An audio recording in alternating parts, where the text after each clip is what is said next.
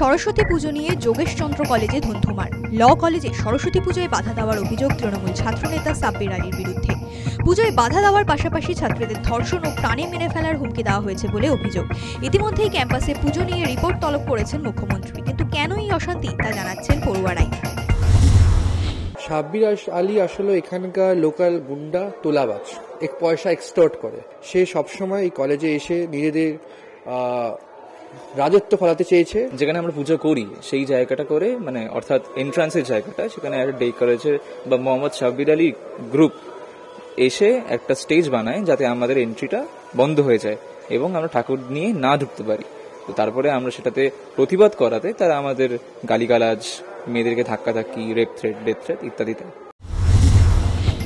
হাইকোর্টের নির্দেশে কড়া পুলিশি প্রহরায় যোগেশচন্দ্র আইন কলেজে পুজো হয় রবিবার। যে সমস্যা সৃষ্টি হয়েছিল তার ইতিহাস চেয়েছিল ল কলেজের ছাত্ররা, কিন্তু তারপরও পরিস্থিতি জটিল হলো। ডে কলেজের স্টুডেন্টদের হাইকোর্ট গাড়ি বারান্দায় পুজো করতে বলেছিল, কিন্তু সেই জায়গায় পুজো না করে বাইরে পুজো করছেন পড়ুয়ারা।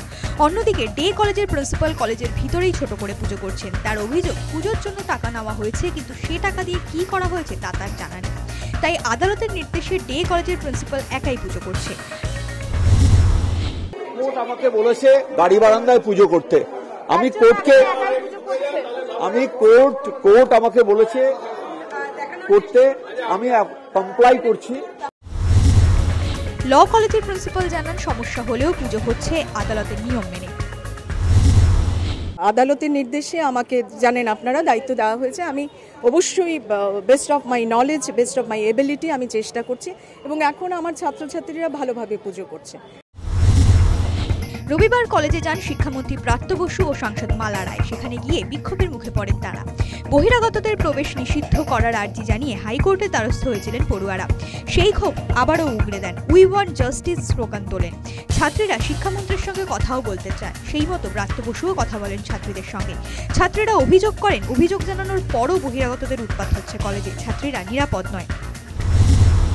আমরা সেফ ফিল করছি না, অ্যাট দিস মুভমেন্ট আমরা সেফ না।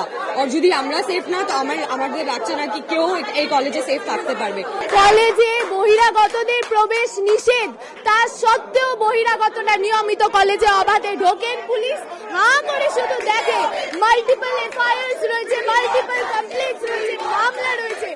6 মাস এই গুন্ডারা কলেজে ঢোকার ব্যান ছিলেন, তাতেও সুরাহা হয়নি। সাংসদ মালা রায় কলেজে আসেন ও জানান, পুজো হচ্ছে, সব বিষয় খতিয়ে দেখা হবে। কোনো সমস্যা থাকলে 6-7 বসবো। আচ্ছা, আপনারা 6-7 বৈঠকে ডে কলেজের স্টুডেন্টরা কি সেখানে থাকবে? সবাই থাকবে, কোনো চিন্তা নেই, স্টুডেন্টদের নিয়ে কোনো ব্যাপার নেই। গুরুজনরা আসলে দুষ্টুমি করে, ছেলেরা ছাড়া স্টুডেন্ট তারা কখনো দুষ্টুমি করে না। রবিবার সকাল থেকে কলেজের বাইরে সশস্ত্র পুলিশ বাহিনী মোতায়েন করা হয়েছে। কলকাতা পুলিশের যুগ্ম কমিশনার অজয় প্রসাদ নিজেও কলেজে যান। অন্যদিকে অভিযুক্ত সাব্বির আলী জানান, কলেজের ভিতরে ছাত্ররা রাজনীতির শিকার। দল কোনো মন্তব্য করতে বললেই তিনি মন্তব্য করবেন। আপনার নামে যে অভিযোগ আসছিল সেটার কি আপনি কোনো ব্যবস্থা নিচ্ছেন? আমি আবারও বলছি, আমি দলের ডিসিপ্লিন কর্মী। আমাকে দল যখন বলবে আমাকে বলতে, তখনই আমি বলবো। আমি তার আগে আমার প্রচারের দরকার নেই। আমি এতদিন আপনাদের কোনো চ্যানেলে বলিনি, এখন শুধু সম্প্রীতি বজায় রাখার কথা বলছি। পুজোর রিপোর্ট তলব করেছেন মুখ্যমন্ত্রী মমতা বন্দ্যোপাধ্যায়। News time.